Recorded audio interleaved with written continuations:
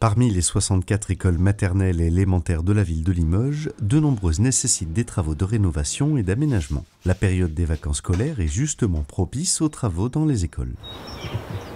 Systématiquement, lors de toutes les périodes de vacances scolaires, on planifie avec les collègues de la DEPIC des travaux, ou bien en régie, avec les collègues des ateliers municipaux.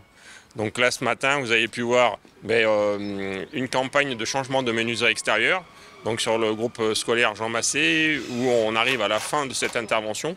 On a traité la totalité des menuiseries du bâtiment. Ensuite, donc, un autre type de chantier, c'est la réfection de salles de classe faites en régie par les collègues des ateliers municipaux.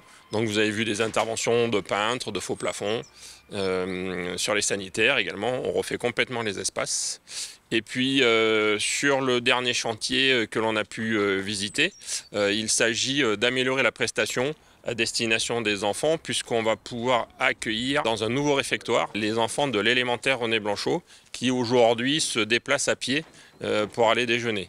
Donc là on va agrandir, on va créer un espace de réfectoire dans les locaux existants pour qu'ils puissent déjeuner sur place. Dans le quartier de Beaubreuil, c'est au tour de l'école Jean Montala de se voir modernisée avec une restructuration complète de l'établissement scolaire. Ici, on est à l'école élémentaire Montala, qui fait l'objet actuellement d'une restructuration totale du bâtiment dans le cadre du nouveau programme de rénovation urbaine.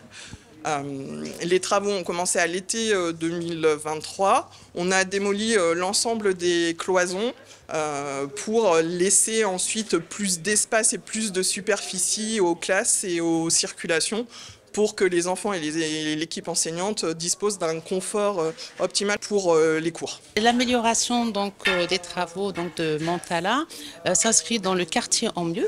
Donc, voilà.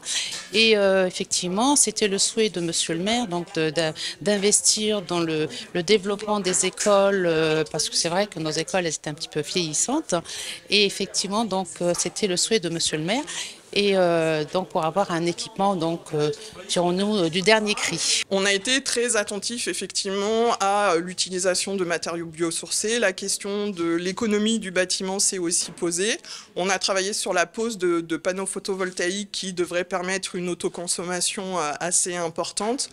L'isolation totale du bâtiment sera faite. On reprend aussi la toiture pour justement permettre des économies d'énergie et encore une fois un confort à la fois pour les élèves et pour l'équipe enseignante. La totalité du projet est aujourd'hui estimée à 6 millions d'euros TTC.